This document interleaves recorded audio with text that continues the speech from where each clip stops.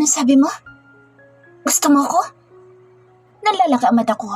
Hindi ko alam kung tama ang narinig ko. Sa lahat ng mga sinabi niya, ang mga huling salita nitong umeeko sa pandinig ko. Matamis siyang ngumiti na nagpatulala sa akin. Ikinulong niya ang mukha ko sa palad niya. I'm not really good with words. Lahat ng ito'y bago sa akin. I never court a woman or confess my feelings. Because women chased me. And sila nagtatapat ng nararamdaman sa akin. Gusto kong mangiti sa reaksyon niya para itong nahihiya. Ang yabang mo. Naisatinig ko ang nasa isip ko. I'm not arrogant. I'm just stating the fact. Inirapan ko siya. Sinubukan kong alisin ang mukha ko sa pagkakakulong sa mga palad niya nang dampian niya ang labi ko ng mabilis na halik. Natigilan ako. Nasabi kong gusto kita dahil yun ay dinidigta ng puso ko. Naramdaman ko na lang na gustong gusto kita. Your smile is driving me insane. Naiinis ako pag umingiti ka dahil ang ngiti mo'y naghahatid ng samot-saring emosyon sa akin. I like you because that's what my heart says. Hindi ako makapagsalita. Parang nalunuko ang dila ko sa mga narinig ko kay Johan the Devil. Gusto niya ako dahil ganito na itsura ko. Hindi ako marunong manligaw but I will court you. Kung yun ang paraan para maniwala ka sa mga sinasabi ko. Nagalit ako nang malaman ko ang pagpapanggap mo pero mas nangibabaw ang kagustuhan kong kilalanin ka at mapalapit sa'yo. Huwag mong isipin na sinasabi ko ito dahil ibang ayos mo.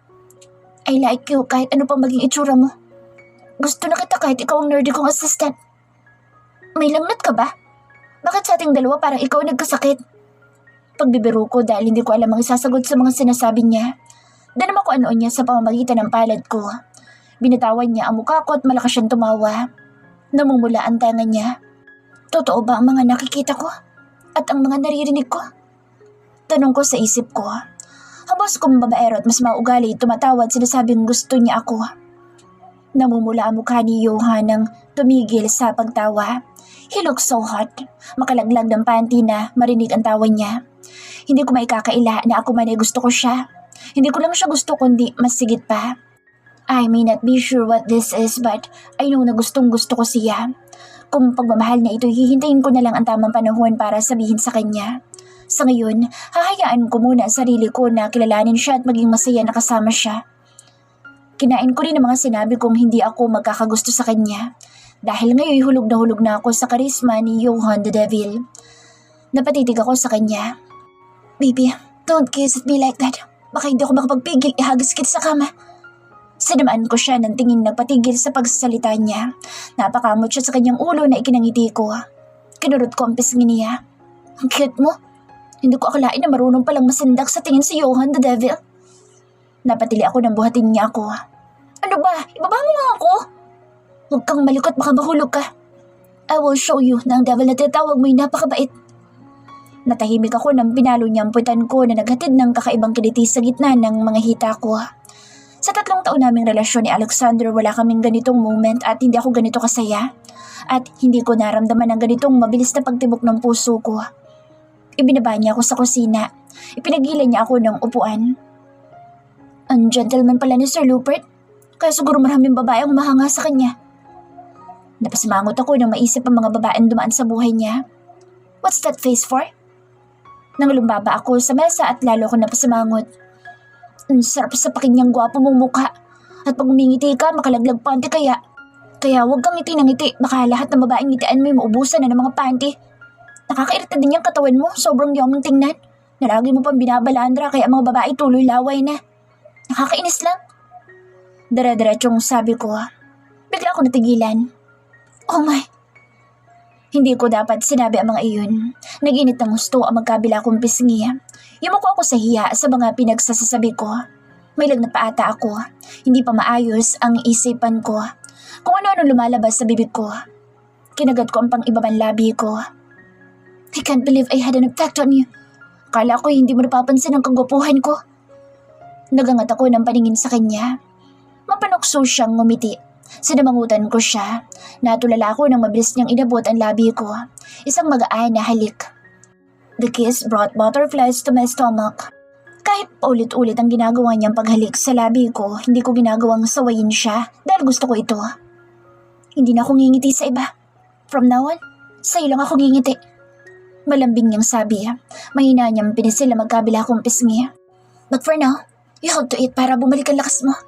You need to have more energy dahil ang devil na ito ang kukuha ng lahat ng lakas mo. Johan! Sigaw ko na ikinahalakhak niya. Napangiti ako nang tumalikod na siya at nagsimulang magluto. Pinagmasdan ko malapad niyang likuran. Tumayo ako at naglakad nang hindi gumagawa ng ingay. Nang marating kong kinatatayuan niya, lumusot ako sa pagitan ng mga kamay niya. Yumakap ako sa kanya ng mahigpit. Isinandal ko ang ulo ko sa dibdib niya. Parang musika malakas na tibok ng puso niya. Baby. Kinikilig ako ng sobra sa malambing niyang tawag sa akin.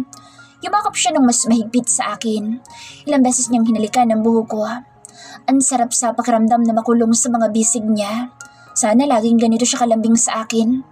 Hahayaan ko muna ang sarili ko na maging masaya na kasama siya dahil hindi ko alam kung hanggang kailan kami ganito. Johan's POV. Nawala ang galit ko nang marinig ko ang walang tigil niyang pagtawag sa pangalan ko habang mataas ang lagnat niya. Humiga ako sa tabi niya at mahigpit ko siyang niyakap.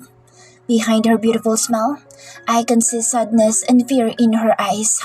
Alam kong may itinatago si Amira at yun ang gusto kong alamin. Malaking katanungan pa rin sa isipan ko kung bakit binago niya ang sarili niya.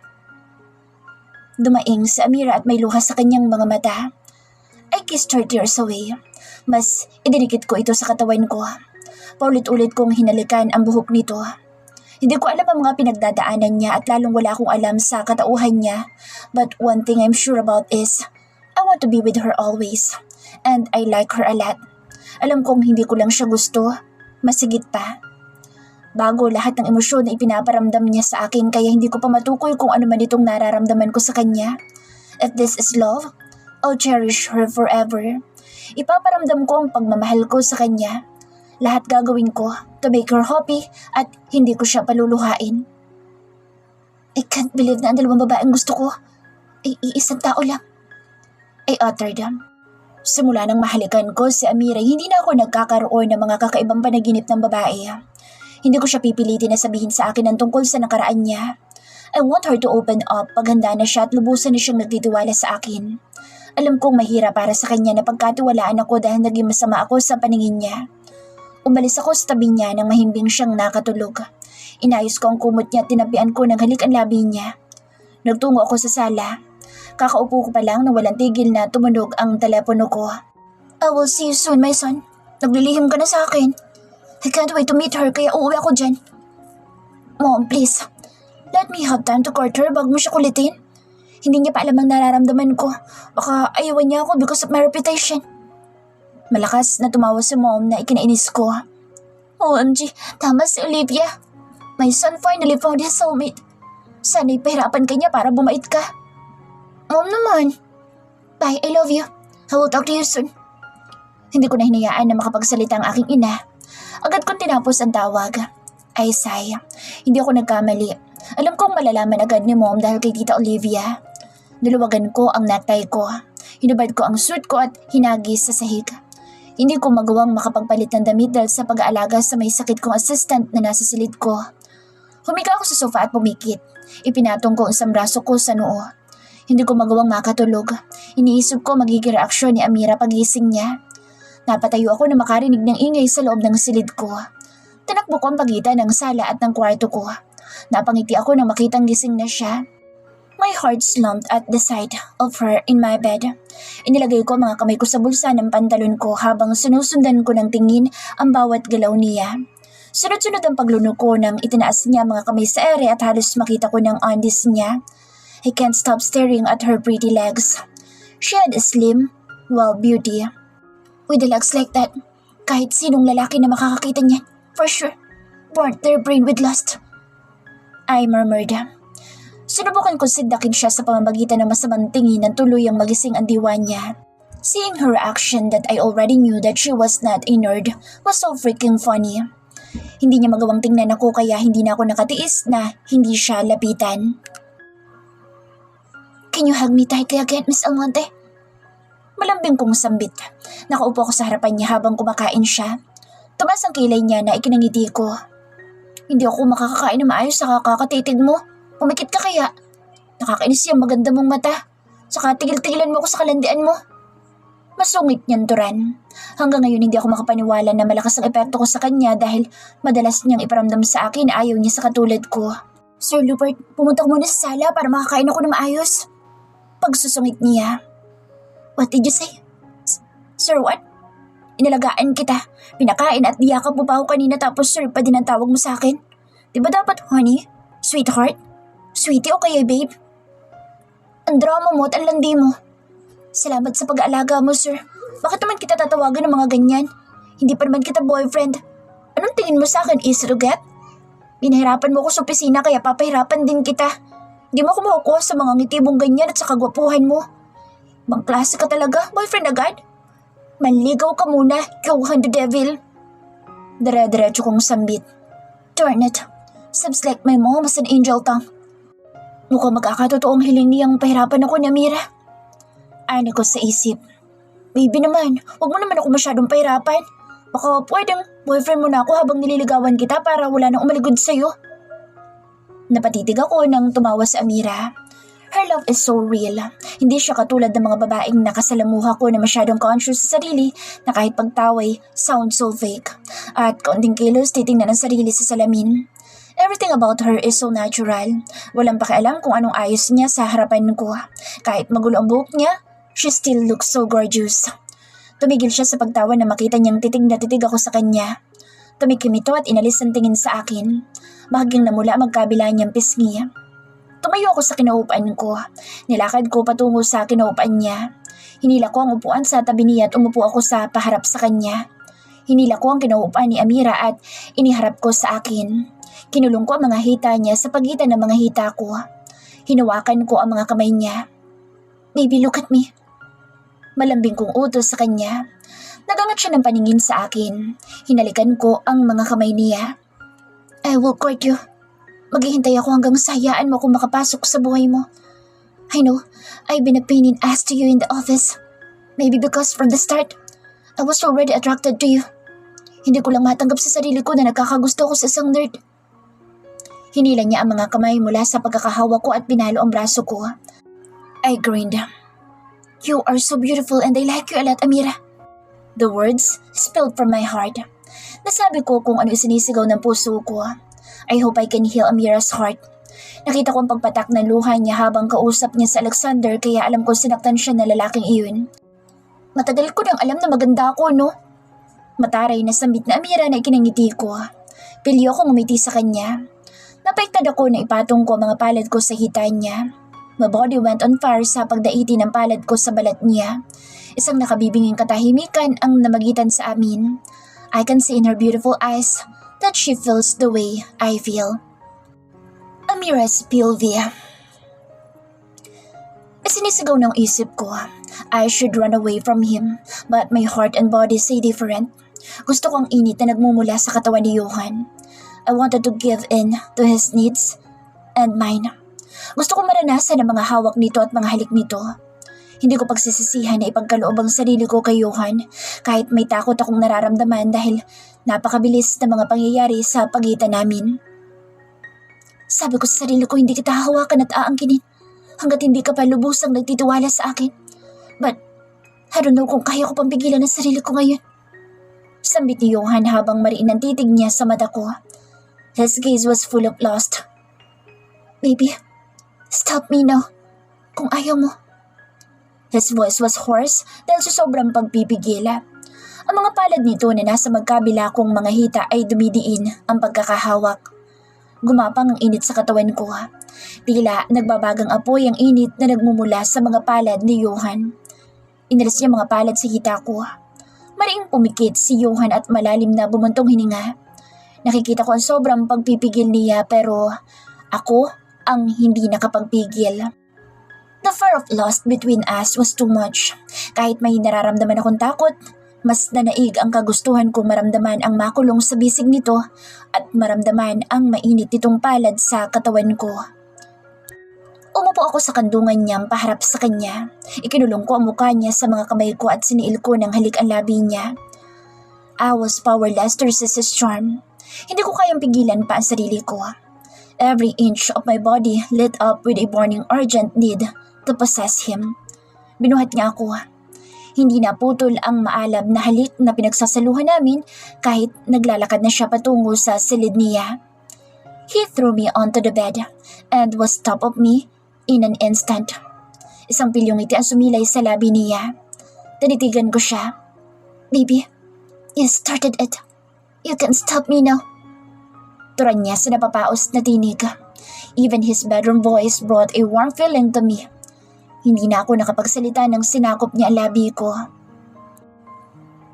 Yung Hans POV. I was still sobbing hard as I lay panting beside her. Hindi mawala-wala ang init ng katawan ko. Gusto ko siyang angkining muli, but I know she's sore, kaya sobrang pagpipigil ko na muli siyang angkinin. I was worried na magkasakit na naman siya dahil sa akin. Our lovemaking was intense. Ngayon lang ako nakipagniig sa babae na hindi mawala-wala ang init ng katawan ko. Baby, malambing kong pagtawag sa kanya habang yakap ko siya na mahigpit. Can I what? Tanong ni Amira. Naaliw ako na makita ang mukha niya na nababahala nang tumingala siya sa akin. Nanunulis ang labi niya. Gusto kong kagatin at panggigilan ang matamis niyang labi. What are you thinking? Mapanudyo kong tanong sa kanya. Wala. Nahihiyang tura ni Amira. She lay on my chest with her head tucked under my chin. Muli ko siyang niyakap ng mahigpit. Let me guess. Iniisip mo bang ang itatanong ko sa'yo? If we can do one more rounds? Seems like Miss Almonte wants me again. Mapaglaro ko sambit. Akma siyang aalis sa tabi ko nang lalo kong hinigpitan ang yakap ko sa kanya. Ano ba, Johan the Devil? Bitawan mo nga ako. Hindi ko iniisip yan at sino may sabi sa'yo na gusto ko pang maulit yun? Dire-diretso niyang sabi at nagpumigla siya. Lihim ako napangiti nang mahina siyang umungol nang haplusin kong katawan niya. Sabi ko nga ayaw mo nang ulitin pa. Pangaasar ko sa kanya nang tumigil ako sa paghaplos sa kanya. Buisit ka talaga. Singhal niya. Hindi ko napaghandaan nang kagatin niya ang balikat ko. Kinagat ko ang pang-ibabang labi para pigilan ang sarili ko na mapadaing dahil sa kagat niya ang balikat ko. Sige, asarin mo pa ako. Hindi lang yun ang aabutin mo. Masungit niyang sambit. Hinila ko ang kumot para takpan ang katawan namin. She buried her face in the curve of my neck na ikinasinghap ko. Ang mainit niyang hininga na tumatama sa leeg ko'y nagdudulot ng apoy sa katawan ko. I snuggled her closer para damin ang init ng katawan ni Amira. Sa buong buhay ko ngayon ko lang naramdaman ang ganitong emosyon. The feeling was like a dream that became reality. And I felt matagal ko na siyang kilala. Gusto ko lang namang itanong, can I be your boyfriend now? You know, we already... Hindi pa din. Gusto ko malaman kung paano maligaw isang Johan the Devil. Mapaglaro niyang sabi. Baka tuluyan kang malulong sa karisma ko pag nagsimula ako maligaw sa'yo. You know, baka one day pala ako naliligaw sa'yo, big yes na agad ang sagot mo. Pang-asar ko sa kanya. Kinurot niya ang tagiliran ko. Hindi ko akalain na ang assistant kong nerdy, mapanakit pala. Malambing kong sabi. Hinuli ko ang kamay niya at dinala sa labi ko. Liligawan kita hanggang sasagutin mo ako. I'll be patiently waiting for your yes, baby. Seryoso kong turan. Dapat lang naman ligaw ka, Mr. Lupert. Kahit na nakuha mo na ang perlas ng silanganan. Hindi ko napigilan ang matawa sa sinabi niya. Sige, tumawa ka dyan. Pag ako nainis sa'yo, hindi ka na makakahawak sa akin. Agad kong itinikom ang bibig ko. Ngayon pa lang nababaliw na ang katawan ko sa init na nagmumula sa kanya kaya takot ko lang sa sinabi niya. I like the feeling of lying next to her in the bed. It feels so surreal to have her. Humigpit ang yakap niya sa akin. Hinaplos ko ng paulit-ulit ang mahaba at malambot niyang buhok. Napangiti ako ng rumihistro sa isipan ko ang magulo niyang buhok at ang malaki niyang nunal. How did you come up with those nerdy disguises? Tanong ko sa sarili ko. Baby, maghihintay ako kung kailan ka magkukwento about your life. Kahit abuti ng ilang buwan o taon ng panliligaw ko sa'yo, hindi ako titigil. Alam kong mahirap akong pagkatiwalaan dahil sa reputasyon ko, but please, believe me. Totoo mga sinabi ko sa'yo. I like you a lot, Amira.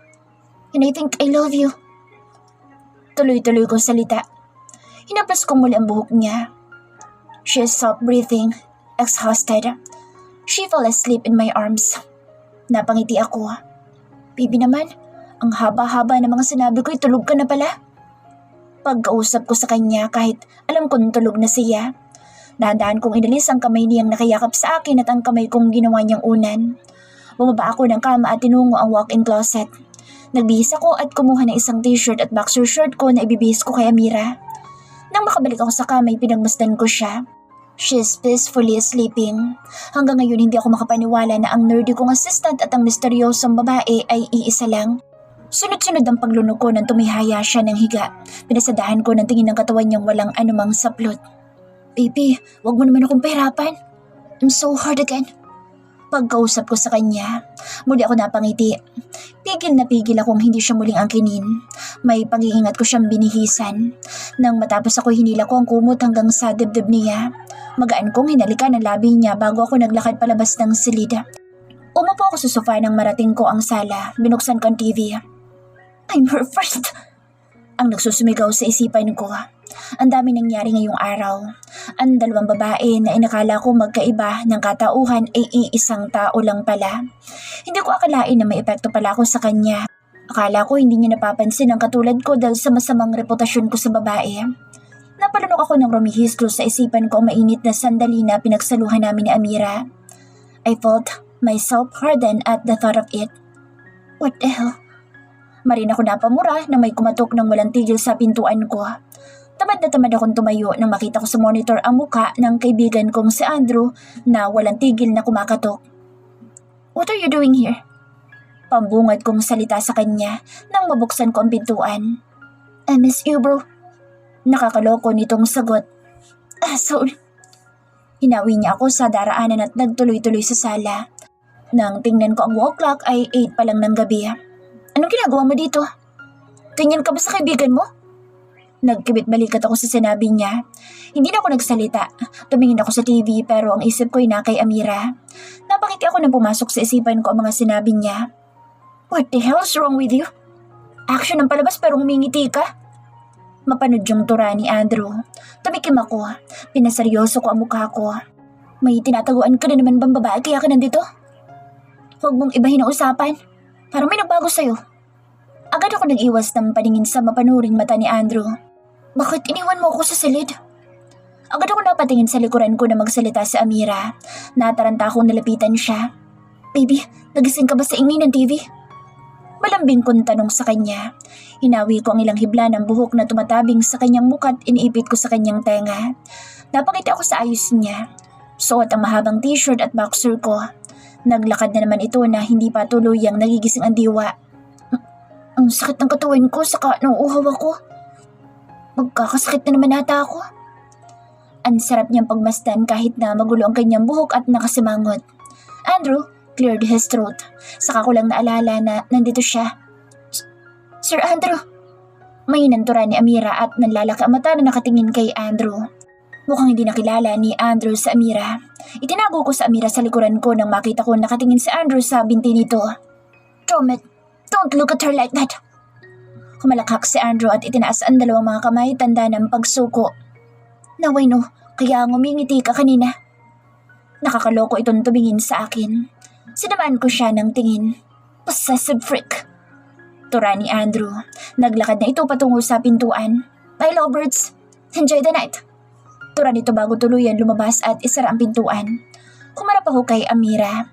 Mabilis kong inangkin ang labi niya. Mahina niyang pinalo ang braso ko. Puro kahalik. Baka ano isipin ni Sir Andrew? Nakakahiya. Nakilala niya kaya ako? Bakit naman sinungitan mong kaibigan mo? Muli kong inabot ang labi niya. Johan! Ani Amira nang bitawan ko ang labi niya. What, baby? Mapaglaro kong tanong sa kanya.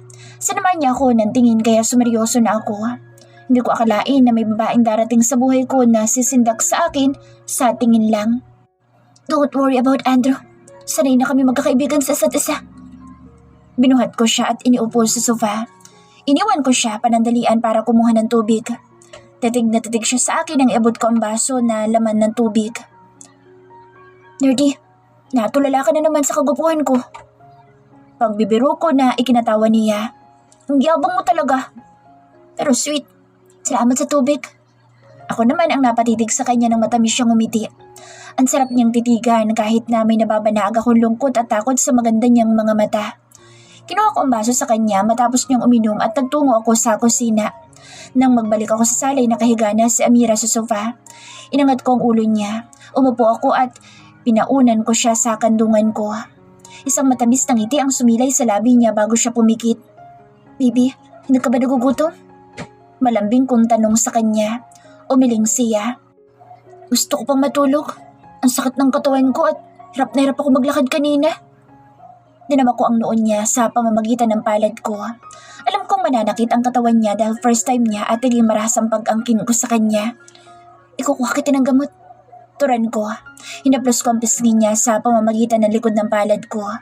Muli siyang umiling. Hinaplos ko ang buhok niya ng paulit-ulit hanggang sa nakatulog siyang muli. Good night, baby. I love you. Mahina akong sambit. Amira's POV. Nagising ako sa mainit na hininga na tumatama sa leeg ko. Dahan-dahan ako nagmulat ng mata. Nang tuluyang magising ang diwa ko, agad ako napangiti ng mabungaran si Johan na nakasiksik sa aking leeg. Ang mukha nito habang nakapulupot ang isang braso nito sa katawan ko. Ang naalala ko kagabi, pinahiga ako nito sa kanyang kandungan. His sweet gesture na ang sarap sa pakiramdam.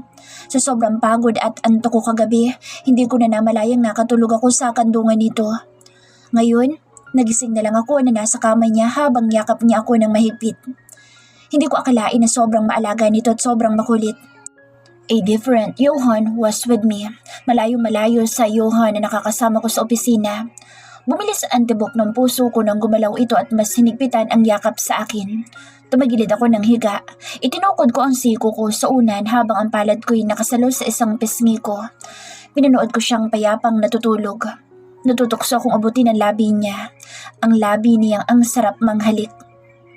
Kaya pa maraming babae ang nahuhumaling sa'yo dahil ganyan ka ka-sweet at kaklingi. Ang gwapo mo, Johan the Devil. Mahina akong sabi. I grinned. Tunong-tunong daliri ko ang makapal niyang kilay at malambot niyang labi. I giggle. Pumikit ako at unti-unti kong inilapit ang labi sa labi niya. Napatili ako nang mabilis niya akong inilagay sa ibabaw niya at agad na sinakop ang labi ko. Gasping for air nang bitawan niya ang labi ko. Napatili ako nang mabilis niya akong inilagay sa ibabaw niya at agad na sinakop ang labi ko. Gasping for air nang bitawan niya ang labi ko. You're such a naughty nerd. You're trying to take advantage of me while I'm asleep. That's not very nice to steal a kiss. Mapangasar niyang sabi. Naglumikot ako sa ibabaw niya para subukang makawala sa mahigpit niyang yakap. Baby, stop moving. You're waking up the beast between my legs. Gusto na naman pasukin na mainit at masikip mong... Tinakpan ko ang bibig niya ng isang palad ko at kinurot ko ang tagiliran niya kaya nabitawan niya ako. Agad akong bumaba ng kama. Tumayo ako sa gilid ng kama. Bastos ka talaga. Singhal ko sa kanya na ikinahalakhak lang ni Johan. Inarapan ko siya bago ako tumalikod at tinungo ang malaking salaming dingding.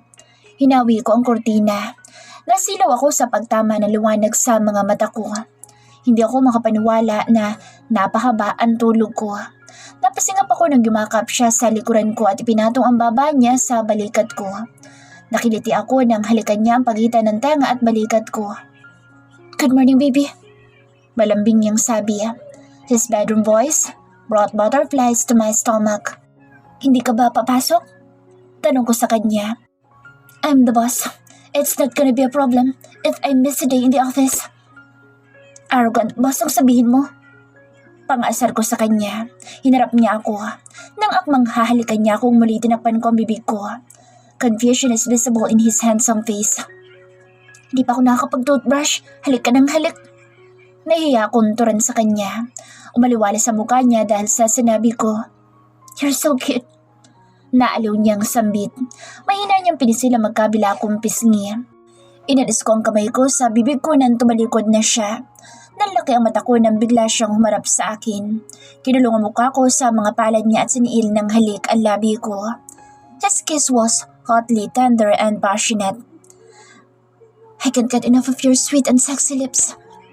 Kahit ilang araw kang hindi mag-toothbrush, hahalikan pa rin kita. Napangiti ako sa sinabi niya.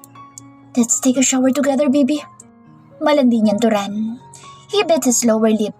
Ilang beses na hinagot ng tingin ang katawan ko. Pinagkrus ko mga braso ko sa dibdib ko. Pinaseryoso ko ang mukha ko at tiningnan ko siya sa mata. Baby, stop looking at me like that. My heart thudded so fast. Hindi ako nagsalita. Nanatili ako nakatingin sa kanya para matigil na ang mga kapilyuhan niya. Lumapit siya sa akin at ikinulong ako sa mga bisig niya. Hug me back, Liz. I'll stop teasing you now. Huwag ka na magalit. Pagsusumamo niya, dahil marupok ako, agad na bumigay ang sarili ko sa malambing niyang boses. Yumakap ako ng mahigpit pabalik sa kanya. Sinandal niya ang ulo ko sa dibdib niya. Narinig ko ang malakas na tibok ng puso niya. Oh my, nakalimutan ko na may importante kang meeting ngayon with Mr. McKinley. Anong oras na ba? Kumawala ako sa pagkakayakap niya at pinagala ko ang mga mata ko sa loob ng silida. Naganap ako ng orasan. Bahagya akong lumayo sa kanya. Nakahinga ako nang makitang 9 pa lang ng umaga. May 2 oras pa si Sir Rupert na maghanda. May spare toothbrush ka ba? Tanong ko nang humarap ako sa kanya. Titig na naman siya sa akin. You're an amazing woman, baby. Kahit lagi kitang pinagagalitan noon. But I really like your work ethic. You're a hardworking, beautiful lady. His gaze turns mainis into jelly. Ang titig niya na punong-puno ng pagsuyo at paghanga. Talaga lang ha? Sungit-sungit mo nga sa akin at lagi mo ako nilalait. Lagi mo ring pinapaulit ang mga papeles na natapos ko na. Tugon ko sa kanya kahit nangihina ang mga tuhod ko sa tingin niya. Hinila niya ang palapulsuhan ko at mahigpit akong niyakap.